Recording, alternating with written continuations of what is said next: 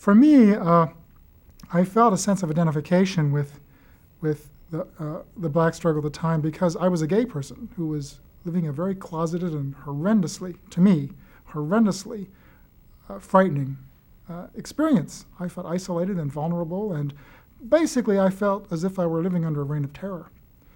And there was a little part of me that kind of sought out and wanted to identify with other people who were in that position, especially if I saw them fighting back or making motions in that direction. And that's what I saw in the black community then. I saw little signs of fighting back, and it inspired me. I call it high school fascism. That's what it felt to me. Other people, it was liberalism. Other people, it was exciting. For me, it was a little bit of fascism. And primarily because I was a gay person. I entered puberty very early. I was about 10 years old when I entered puberty. There was never any question in my mind as to the type of person I was sexually attracted to. I was sexually attracted to other men. I've never been unclear about that. Others have, not me, okay? The problem for me was I didn't know anybody else who was gay, and I was living in a town, a small town, York, Pennsylvania, where there was a strong Christian fundamentalist tradition. And I knew if I expressed my feelings openly as a gay person, I'd be beaten up. I feared that I'd be killed, maybe killed. Certainly be unhappy and live an unpleasant existence. So I went all through high school in the 50s, feeling very sexually attracted to a lot of the boys who were around me, wanting so much some tenderness and affection and sex and community, a real feeling of that erotic jump where you feel kind of like a sexual community, desperate for that, and totally fearful that if I expressed that, I'd be beaten up or killed or ostracized. So I didn't. And as a result, I really was scared. I was one scared teenager and really totally alienated from all that was going around me. I felt angry and frustrated and sad and impotent, out of power. I felt that there was nothing I could do about it. So as a result, I got very, very depressed. It was not a happy time. I did not have a middle-class upbringing. My father worked in a chain factory for most of his adult life. He never graduated high school. My mother had a little beauty shop in the front room in the house where she operated out of. My father was an alcoholic, and he was very violent. It was not unusual for him to come home after being, I guess, feeling bad at his job all day, come home, get drunk, violently beat up the wife, violently beat up the kids, including me, terrorize the pets, destroy the house, and my mother had no support. There was no women's movement that she knew of. There was nowhere for her to go. And I was a kid, what am I going to do? So for me, my childhood was not one of living the American dream. For me, this was the American nightmare. And my major ambition as a kid from a very early age was, I got to get out of this place. I have to escape from this. And what happened was that at a very early age, I emotionally distanced myself from that environment, just as I distanced myself from my environment in high school, which I also felt threatening. And I turned into myself. And I felt an inner resolution that I've got somehow to get through this. And in order to do that, I have to keep these forces and these people, these terrible forces, at a distance in order to come through it safely.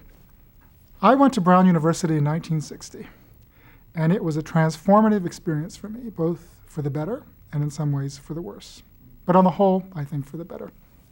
I got a scholarship, even though I came from a rather poor, impoverished family, I got a scholarship from a paper manufacturer, a major polluter in south central Pennsylvania by the name of the Glatfelter Paper Company. And they gave me a 4-year scholarship to study chemistry at Brown University, which I took because this was my ticket to escape from York, Pennsylvania. And so who wouldn't take it? This was my chance to get out, okay?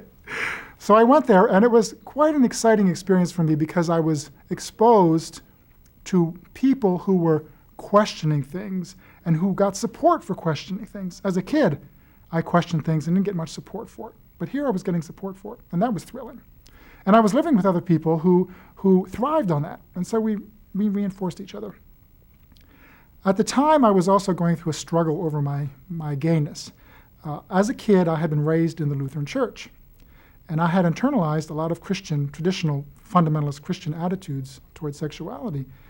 And I was going through a lot of turmoil, thinking how I can reconcile what was being said in the name of the church with my feelings, which felt good to me. They didn't feel sinful, they felt good. So there was a tremendous inner turmoil going on there. And the conclusion that I came to at the time as a kid was that there was an awful lot of hypocrisy in the church. And I felt angry. I felt angry because I felt that an ideology was being used to put me down and that I shouldn't be put down. I wasn't a bad person. So I began to feel resentful and angry at the church. And I began to become very critical toward it. Okay, went to Brown University. I met some other students, male students. Brown, there was an all-male school. I met some other students, and we shared similar attitudes toward Christianity. We began to feel that religion was hurtful in many different ways. So we formed an organization called the Freethinker Society of Brown. Now at the time, even though Brown was a secular university, an Ivy League university, there was an anomaly in the way Brown was run. Once a week, students were compelled to go to a convocation, which was in fact a chapel. It was held in the chapel, and there was a prayer was delivered at that time, and students were compelled to listen to it and basically participate in it. And we felt that that was just another example of coercion. I mean, this is a secular university already. Give me a break. I put up with this all my life. So we formed the Freethinker Society of Brown, and we picketed outside of the chapel. And inside, when the prayer was going on, everyone was supposed to sit during the prayer and bow their heads. We stood up. There weren't very many of us. There were about 5, as I remember. But despite the fact that there were so few of us, the National Wire Services picked this demonstration up. The power of the media, what could I say? The National Wire Services picked it up, perhaps because there's a large Catholic population in Rhode Island, and there was a sensitivity to religious issues as a result of that, understandably so. So there was an interest in religious issues. It was picked up by the National Wire Services, and an article appeared on the front page of the newspaper in York, Pennsylvania, the little town that I'm from. And the Gladfelter Paper Company, who had given me the scholarship, read the article, and they were upset because they were very visibly and self-definedly Christian family. And they were upset that someone that they had given a 4-year scholarship to study chemistry was raising questions about religion that they were paying for at Brown University.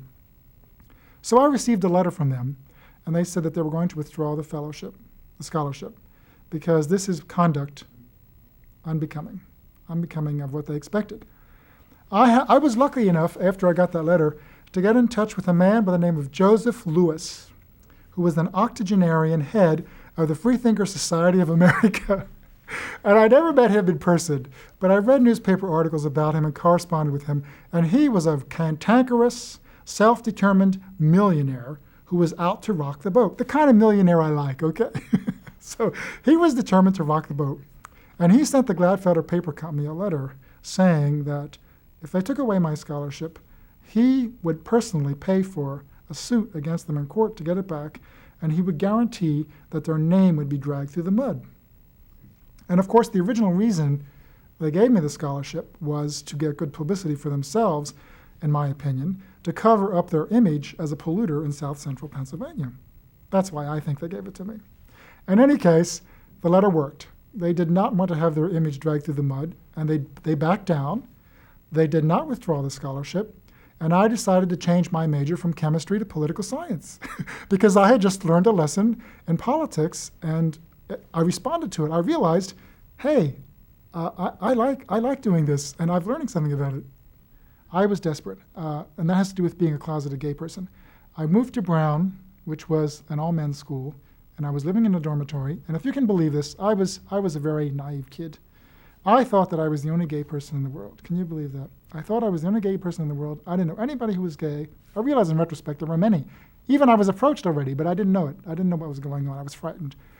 And I was really scared that I could never act on these feelings. And I didn't want to be ostracized by the people that I was living with. And I was basically becoming a nervous wreck over this. And I realized that if I didn't do something about it, I would commit suicide. I came very close to killing myself, very, very close. I remember the feeling in my stomach when It was like I walked up and I saw a pit, a black pit in front of me, and I felt this like nausea in my stomach. And I thought, I'm going to throw up. It just made me feel like I was going to throw up. I didn't do it. I didn't commit suicide. I read an article. So my rebellion was in a way coming out of desperation, not so much out of idealism, a little bit of idealism, but I was really a desperate kid. I wanted to be my own person, and I was grabbing at anything that would come along that would help me do that. I read an article in Life magazine that there were a lot of so-called homosexuals living in Greenwich Village in New York City.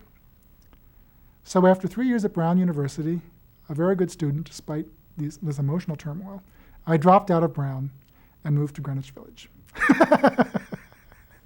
What the hell was that? Greenwich Village was very exciting because even though it was in the middle of this enormous metropolis, it really felt like a village. There was this little village down there. And I would go out into the streets and I would make contact with people. For me, it was partially because it was gay. The gay bars at the time were closed or kept under restriction by the mayor. And there was a great street life. People would hang out, sit out on stoops, and you just walk up and sit down and start talking to somebody. And so there was this feeling like, it almost reminded me as if I had gone back to Europe and I was sitting in a little village and walking down and talking to the neighbors in the block. It was a wonderful feeling. So that was good. And it was to scale. There weren't these enormous skyscrapers everywhere. It felt to scale. It felt like a human proportion. Plus, there was a lot of artistic and cultural and intellectual things going on, coffee houses and avant-garde plays and cinema and poetry readings and political demonstrations. And it was all happening with this few blocks of town. So it was just what I wanted. It was made for me. Sounds wonderful. Yeah, it was wonderful. It was wonderful. I became an open gay person. I met gay friends. I met a lover, Arthur Bell. We were lovers for many years. And I was aware that I was being put down. The gay people were being put down. Lesbians and gay men were being put down. I was aware of that. But I didn't have a sharp focus for my alienation or anger. I was aware that out there in the world, there were dangers and problems. But I was rather self-involved at the time. I was discovering how to have sex and enjoying it. It was wonderful. I was thrilled with it. I was meeting people who were intellectually exciting and doing cultural things. I eventually returned to school to City College, which was I loved it much more than Brown. I had a wonderful time there. The students began to have demonstrations. I would go to those. Sometimes they would close the school down during the spring. The energy would start to build. And so it was more an affirmation of this wonderful feeling of self-creation and rebellion rather than an angry reaction at an enemy that was felt to be there. That came later. But at this point, that wasn't there. Now it was self-affirmation. The major problem that we had in 1970 as gay people was getting the world to acknowledge that we existed. Believe it or not, even though everybody that seems to be interested in talking about this today, believe it or not, in 1970, there was a great reluctance to talk about things relating to lesbians and gay men publicly in the media. That just wasn't discussed. And we were faced with the problem of how to get it into the media. So we decided the way to do that is to be outrageous. Okay, let me give you a concrete example. There was a lot of police harassment going on in New York City of gay bars that was tolerated by Mayor John Lindsay, who was a liberal, and he was elected by a plurality of black and gay votes. But he tolerated this. And we complained to him and nothing was done about it. So we decided to hold Mayor Lindsay personally responsible for his political actions. And what we decided to do, we said, look, let's disrupt his personal life as much as his politics are disrupting our personal life. And that's what we did. There was a play in New York in 1970, I think it was, on Broadway, called 2 by 2. And at opening night, there was a benefit sponsored by Mayor Lindsay, Mayor Lindsay's wife, Mary Lindsay, a benefit for one of her social causes, having nothing to do with gay people. So we decided that we were going to go and disrupt it. So we went into the lobby, and we dressed in middle-class drag, that is coats and ties and tuxedos, and stood around and held martinis in our hands. And the mayor came into the lobby with his wife.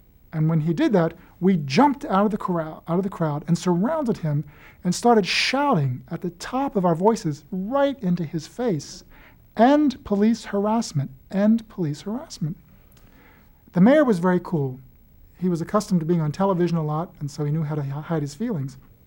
His wife was more of a person. She let her feelings come through, which was good. That's what we were aiming at. And she was furious.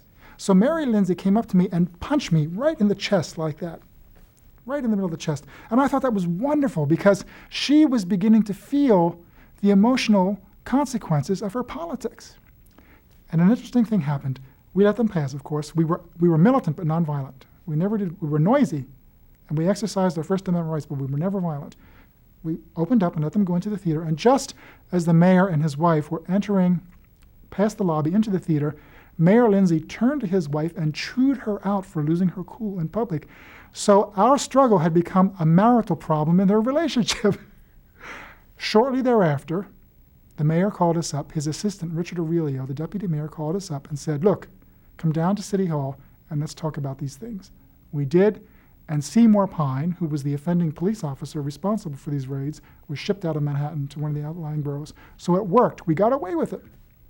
So it was satisfying for a number of reasons. Number one, we were able to, all the anger that I had felt, had begun to feel as a gay person, and it was inside of me and churning me up and made me feel bad. I got it out, but I got it out in a constructive way. I found the enemy, or a focus, let's say I found a focus, the mayor, and we had a personal encounter. We had a personal dialogue dealing with politics in a very emotional, face-to-face, energetic but nonviolent way. So we had that emotional release. And then we got political results. We actually got political results out of it. So we got arrested sometimes. My feeling was, this is worth it because we're getting results. We're healing ourselves of our own anger, and we're creating positive political changes in the world. Let's do it. And we did it. We did it a lot. It was wonderful. Dangerous. Sometimes it was dangerous, but it was wonderful. The best way I can describe my feeling in these movements is through a metaphor. It's corny and it's been used before, but I experienced it. What I felt happening was that it was as if there was some kind of inner light bulb that went off within me. And I discovered that the same thing was happening to other people as well.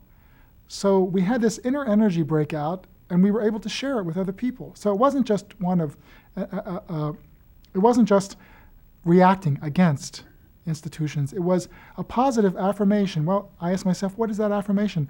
I think what was happening, I didn't use this language at the time, but I think what was happening was that I was defining myself as a person. I felt that I was having an experience of not just accepting my identity as a package from the church or from corporations or from labor unions or from authorities, not just accepting a package, but I was changing my emotional plumbing. I was changing my plumbing as a person, and it was going against not necessarily following any of the packages around me.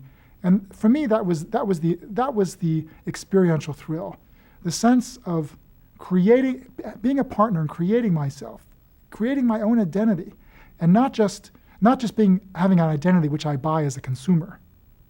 So there was this energy which I describe as a light, and the sense of self-creation. That was what was so special.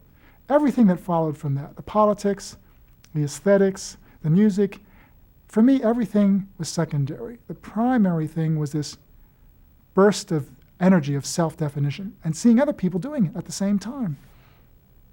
I have to say to you, David, that the 60s have not ended for me. And some people regard me as a bit of an anachronism, but I don't view it as looking backward. I view it as looking forward. I did not want to be a revolutionary. I resisted it throughout my youth. But once I broke through, I saw that I could not go back. I could not go back to the way it was before. And I have lived my life. I'm 47 years old now. I have lived my life as a rebel ever since then. I was involved in the anti-war movement. I was involved in the gay movement. I'm now involved in ACT UP, which is an AIDS activist organization. I've been arrested several times recently over issues involving that. I haven't pursued a career for myself. I haven't been overtaken by the big chill. Not because I wouldn't want to, and not because I'm cutting myself off, but basically because it's too important for me to be able to be myself to do those things. Let me put it this way. I feel that I have an enormous power and that I'm unwilling to give it up. And that power is I I have developed the power to be able to say openly what I really feel. I could be wrong in my feelings and my ideas. I could be totally off the wall. But I've developed the capacity to be able to say always what I really feel. And there's so many people I see who can't do that. They have ideas and feelings and they swallow them, or they get all churned up inside, or they lie about what they're thinking and feeling so they can get ahead, or so they can make money, or so they can have an accommodating relationship. And for me, the advantage that comes from that is not worth the price. I can't give that up again. So I guess the essence of the 60s for me is that I've learned how to be true to myself. That for me, that's what the 60s was. And that, by being true to myself, the society has turned me into a revolutionary. And as long as I am who I am, and as long as the society is what it is, I'm going to continue to be a rebel. And therefore, for me, the 60s hasn't ended and will not end.